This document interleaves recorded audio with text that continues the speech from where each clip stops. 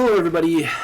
Tonight, we're going to try to study essentially what's called the world magnetic model.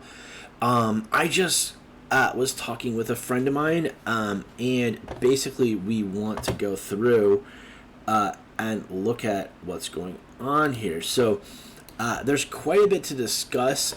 We're going to go through a couple different maps here. And I really wanted to start with the declination field, and then go into the inclination, the overall horizontal intensity, and then the annual change in total intensity, as well as main field intensity discussion. So why is this important? So basically what you need to think about here, actually how this started is that there's so much of the planet Earth that's left to understand. So basically, what I've been working on is trying to understand essentially the spiritual topics about the entire planet, and basically looking at as carefully as possible in this age, some 2,000 years into recorded, or a little bit more than that, into history, and basically for the first time, basically getting a look at the entire planet with some visualizations that have never been possible ever before, until we have almost supercomputing capability in our homes to look at some of these diagrams. So there's just hundreds of thousands of details, millions of details, and just so many things to consider when looking at our entire planet, really for the first time, like I said, in history here. So we're going to try, I've gone through quite a lot of stuff, but I wanted to kind of focus on Europe tonight. So I have quite a number of diagrams about Europe, and this will perhaps open up some new discoveries for the first time in history. This diagram impressed me so much that it basically brought this entire video to the works. So, and basically what we're trying to do tonight live here is, for the first time in history, try to look at, which we probably won't, I mean, it's just incredibly difficult, challenging task, to try to understand how the electromagnetic field, how the spectrum of our planet, the spiritual concepts of our planet, basically link back into the actual physical geography of the planet. You'll notice this, how mysteriously complex and interesting Europe is here with this mountain range. Basically, you have the Alps, and then you have this almost mysterious hand or head kind of heading out here. And then you kind of, here's some more detailed image of the Alps itself, and you can kind of see just how granular. There's certain pathways here. You can see there's a road through here that kind of makes it through the Alps, some different pathways here, and then there's actually a horizontal road here that heads from Lake Geneva all the way through and kind of almost dead ends here, and then heads out to Liechtenstein. So, but there's a lot of details that we really want to look at. This is the soil map, so it's not necessarily the geological map. This would be more deep earth map, and we can see some very interesting things happening, particularly the relationship between the Alps here, other areas on this map, and then even heading out into the far Middle East, Iran, Turkey, and then even here up in Ukraine, we can see some relationships. So why is this important? Well, maybe in the first time in history, we might be able to start to find some not only physical relationships between different points of geography on the planet. This is just looking at Europe, but we can now start to say there's similar geography, similar geology, and then we can start to ask spiritual questions about why this is the shape that it is. What does it really mean beyond just the basic facts that we've known for so long? So all these images basically have been worked on and kind of studied, and I just want to go through them pretty quickly so you can kind of see what's going on overall before we get into the details. So this is basically a height map. So you have it's topological. So you basically have the taller mountains kind of in red here, and then the lower areas in green. So you can kind of see a little bit more detail about what's going on. I'll show you how to have access to all these maps in a moment. You can kind of see this like area in Italy here, and then you also have the northern part of the Alps over on Switzerland side, Liechtenstein, kind of flat over there with quite a number of lakes. You have one kind of really nice lake here up in Italy to think about, and then there's kind of these different perspectives of looking. These are all the earthquakes, and you can kind of see how dynamic the region is, particularly around Greece. So in terms of the action, the earth movement, where things are happening, a lot of that is still happening in Greece.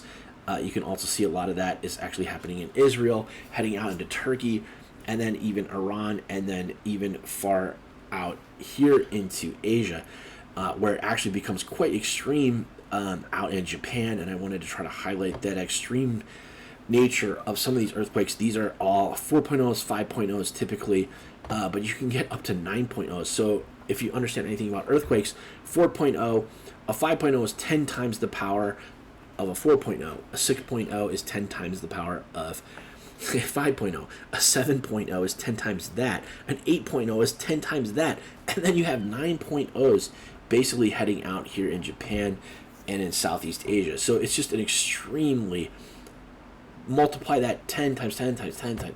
You just get huge amount of power from those earthquakes. And you can see here, this is actually some of that European traces. You can see quite a number of earthquakes, and then kind of dribbling off and then heading out into Afghanistan and kind of northern Pakistan and the Himalayas, and kind of this very, I mean, basically the mountains are 10 times the size in the Himalayas, typically, or 3 times the size depending on the mountain that you're looking at. So it's just vast difference of the size of the earth and what is going on underneath the earth.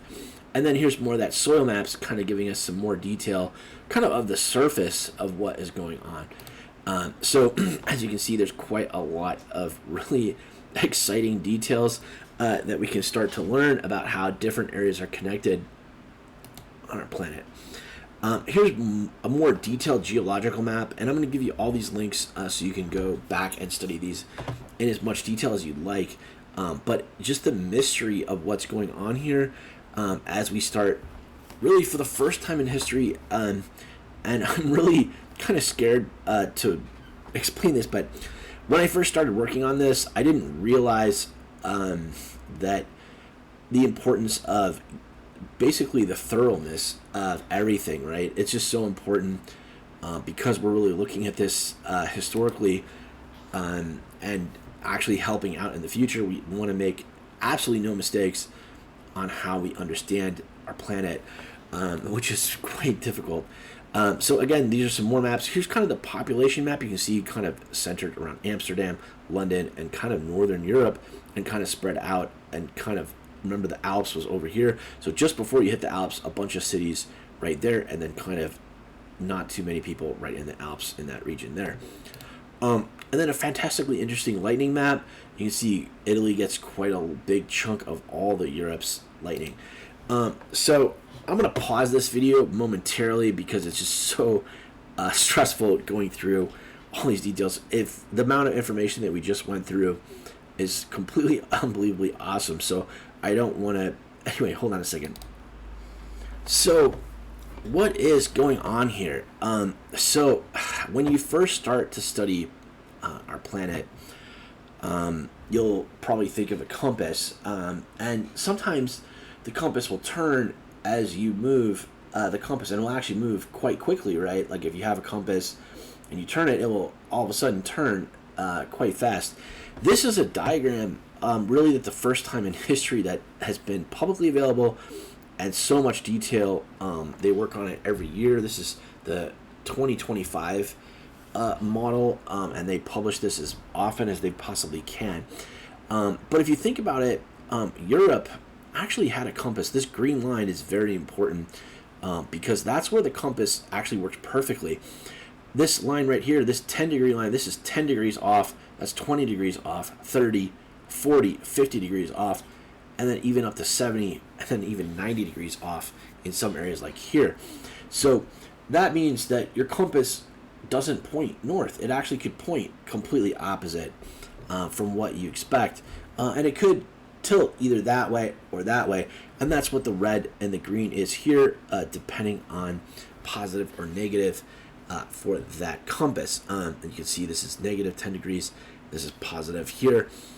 So the interesting thing is that Europeans basically had a compass that worked. It was off by no more than 10 degrees. 10 degrees is still pretty significant. So you can see the vast majority of Europe actually is skewed a little bit towards like what we see out west. Interestingly, the climate in Europe is actually, the Mediterranean climate is really what they considered the first California climate. So before, a lot of people in the United States say, hey, I want to go out to California or down to Florida to vacation because they love the weather. But really that original kind of like vacation spot was right around the Mediterranean. Really Italy and Greece, parts of Turkey, southern Spain, southern France. You really get the temperatures that are really nice. 70 degrees is very common, just like you get out in California and along the west coast. And you'll see that compass is actually pointed on the red side here, right around the middle of the United States. And the blue side here really doesn't show up until you get out to Portugal. So it's really actually, and even right here, you can see it kind of splits right around London here. And then Iceland gets the positive side or the negative side here. So, and that you can kind of compare. Now this map, the reason I can't explain how important this map has been just to understand what's going on in our planet. So I wanted to emphasize that if you are studying this, you probably want to look at some of these areas like the Caribbean and the Southeast Asia. This is also some of the more mysterious areas. And then you see this line, it kind of goes basically straight south here, and it kind of curves in and goes around here. So some of the more interesting areas are actually where you have some of the biggest earthquakes, some of the most lightning storms, and some other interesting aspects that happen on our planet. So you actually have a lot of monsoons coming here. This is Mumbai here, and then there's actually Mount Everest on the other side here.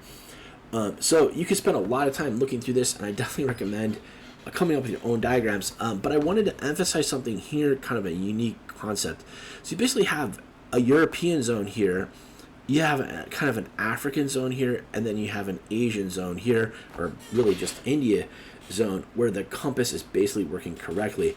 On this side, we basically have the Caribbean where the compass is working correctly, and then you have all of Southeast Asia where the compass is working correctly. Now, outside of this green line, basically the compass does not work. One really mysterious thing that I noticed is that I traveled to this declination field line, and my head actually just felt better. It didn't feel like necessarily biased on one side or the other. So you definitely want to think about how that may affect just about everything on the planet. And if you are working on, say, a red side, you may want to work with partners on the blue side to kind of balance out how you're working. And that's a very important principle basically around the world, right? So you can have different sides of this green line, and you probably want to work on each side of that and pair it off symmetrically, because it can help to live on, to balance those forces out. And next, I wanted to look at the let's look at the inclination one. This is a pretty interesting diagram. Now, inclination typically is how much it pulls into the Earth or pushes out from the Earth. So the compass not only shifts left or right, but it also goes in and it goes up as well. And there's a change in the inclination every year. You can see that it actually shifts 25 degrees down in some areas and then other areas you can see 5 degrees up, or even a little bit more than that. So quite a big change here, basically in Brazil, right where the Amazon delta is. So this is almost precisely where the largest river on our planet empties out, which is right there. And then incidentally, on the opposite side, you have the Congo, which is basically the deepest part of the Congo jungle right in here, basically the back door. And then you have basically Lake Kivu here, and then you also have Lake Victoria and basically the African Great Lakes. And then you also have a mysterious point kind of splitting off near the tip of Cape Town. And then incidentally, you also have quite a change here. So this actually may be related. This may be shifted from the Caribbean, and it may actually shift quite often. Whereas here you can see this is kind of centered almost perfectly around this whole island here, and then you can see another big gap here, kind of a separation, and I probably should have circled that. I circled it in pink, but basically I wanted to emphasize the importance of the poles here. So you basically have the magnetic North Pole on the side here, and then the magnetic South Pole, which is basically pointed to. I have to get my dog here, really, 1 second. Okay, so we're going to try to finish this up as soon as possible. But basically what I'd like to diagram here is a couple of new ideas for how to think about our planet. And if y'all lets me finish this conversation, which you probably won't, but take a look at all these diagrams. I'm going to basically close this conversation out and leave it open to you to do more of your own homework on some of these diagrams that I've outlined here, and basically really have fun. Hope to see you offline soon. Thanks so much.